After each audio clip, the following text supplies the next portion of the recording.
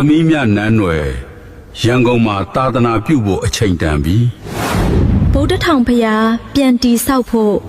အဒီကမတီအလှရှင်ဖြစ်ရပါစေရန်ကုန်မြို့ဗိုလ်ထောင်စီတော်မြတ်ကြီးကိုရောက်ဖူးသူတိုင်းအစိမ်းရောင်ဝစ်စုံနဲ့အလွန်တရာကြက်တည်ရှိလာတဲ့အမတော်မြနန်းနယ်ရဲ့ရုပ်ထုကိုဖူးမြော်ပူးကြမှာပါသူမဟာတိုင်နှန်းရှင်တူလားဒါမှမဟုတ်ပါရမီဖြည့်ဆည်းဖို့ရောက်လာခဲ့တဲ့ဝိဇ္ဇာလောင်တူလားဒီနေ့မှာတော့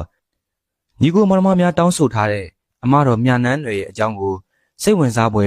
ဘုဟုတုဒဖြစ်ပွဲတင်ဆက်ပေးသွားပါမယ်ခင်ဗျာကျွန်တော်နာမည်ကတော့မောင်ဖြိုးဖြစ်ပါတယ်လွန်ခဲ့တဲ့129နှစ်ခန့်1898ခုနှစ်ရဲ့အေးဆက်လာတဲ့ဒီဇင်ဘာလ2နက်ခင်း9နာရီမှာမိုးကုတ်မြို့ရဲ့မြို့ကိုးတွေကြားကနေ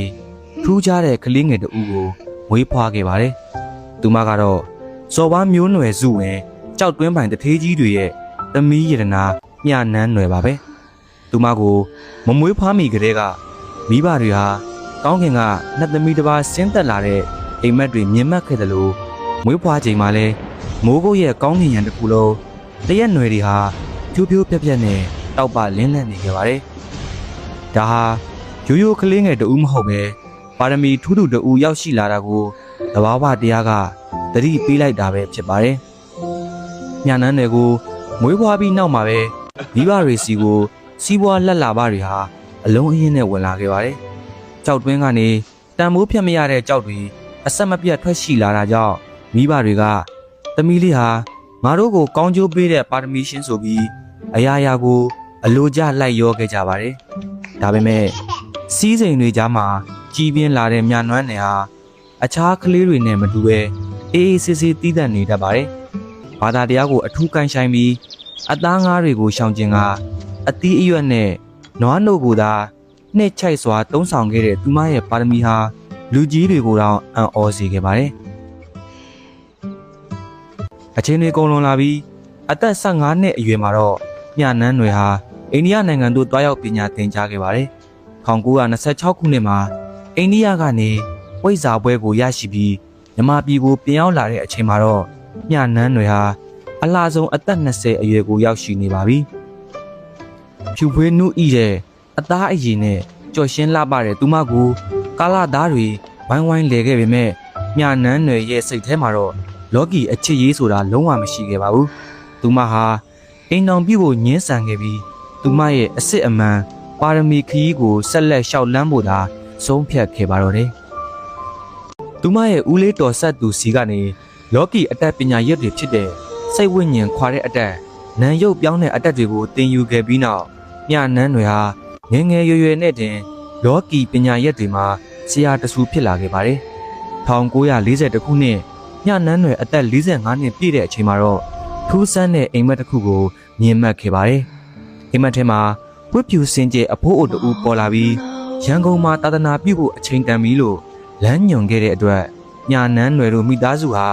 ရန်ကုန်မြို့ဘိုးထောင်ဘုရားအနီးကိုပြောင်းရွှေ့အခြေချခဲ့ပါတယ်ရန်ကုန်ကိုရောက်ပြီးနောက်မှာတော့အိမ်မက်အရာအစိမ်းရောင်ဝတ်စုံကိုသာ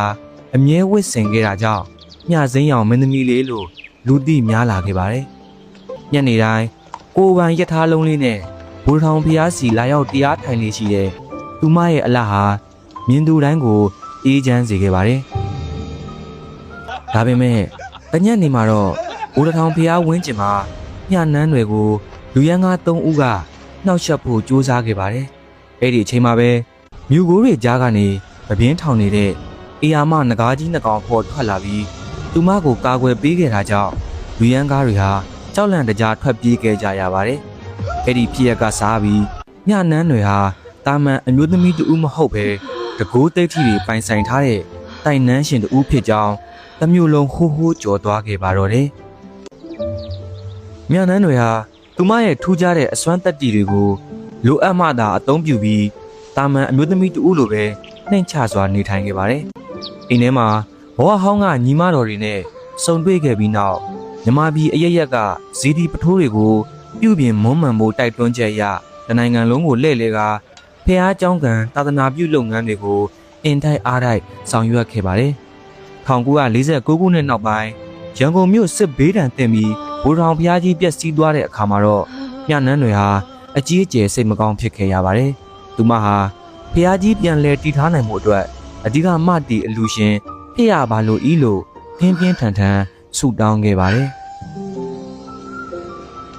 ထူးဆန်းတာကတော့တနေ့မှာ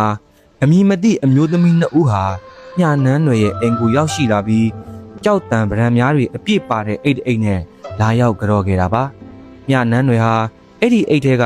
တမိုးကြီးရနာပစ္စည်းတွေကိုကြပြားတစ်ချက်မှမကြမ်းဘိုးထောင်ဖျားကြီးပြန်လဲတိဆောက်ရေးအတွက်လူဒန်းလိုက်ပါတယ်။တစ်ခေတ်မှာတယောက်သာပေါ်ထွန်းခဲ့တဲ့ပါရမီရှင်မလေးညနန်းနယ်ရဲ့အလူကုန်သတင်းဟာနိုင်ငံတော်ဝန်မှာဟိုးဟိုးကြော်ကြားခဲ့ရပါတယ်။သူမဟာသာသနာပြုလုပ်ငန်းတွေကိုအစဉ်တစိုက်ဆောင်ရွက်ရင်း1955ခုနှစ်မှာတော့ကြီးညိုပွဲရာဖျားဆင်းလူတော်တဆူကိုပါ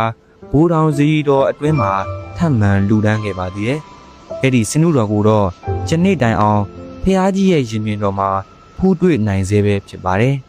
။သာသနာပြုလုပ်ငန်းတွေကိုအစဉ်တစိုက်ဆောင်ရွက်ခဲ့တဲ့အမတော်မြနန်းတွေဟာ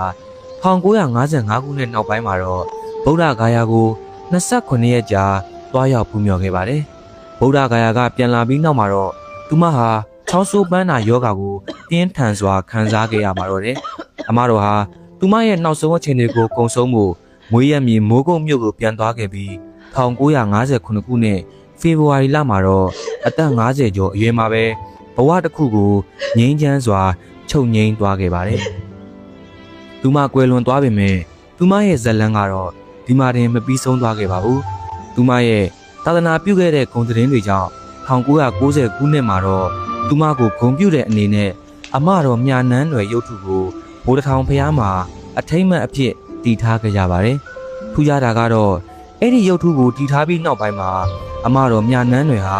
မင်းသမီးတစ်ပါးနှစ်တစ်ပါးအဖြစ်ယုံကြည်လူတွေကြားမှာပုံမထင်ရှားလာခဲ့ပြီးဆုတောင်းပြည့်တယ်ဆိုတဲ့သတင်းတွေကြောင့်တစ်နေ့ထက်တစ်နေ့လာရောက်ပူဇော်သူတွေပုံမများပြားလာခဲ့တာပါ။ဝါရင်းကာလမှာတီလာရှင်ဝတ်စုံနဲ့ဝါပကာလမှာအစင်းအောင်မင်းသမီးဝတ်စုံနဲ့ပူဇော်ခံလေးရှိတဲ့အမတော်မြနန်းတွေဟာဒီကနေ့အခါမှာတော့မြန်မာပြည်သားမကထိုင်းနဲ့တရုတ်နိုင်ငံတွေအထိတောင်သူမရဲ့ဩဇာအာဏာကကြီးမားနေစေဖြစ်ပါတယ်။သူမဟာပါရမီရှင်တိုင်နန်းရှင်တူအဖြစ်ရောသာသနာပြုအလူရှင်မကြီးအဖြစ်ပါဘိုးထောင်ဘုရားကြီးကိုစောက်ရှောက်ရင်းယနေ့ထက်တိုင်သမိုင်းတွင်ကြံရင့်နေခဲ့ပါတော့တယ်။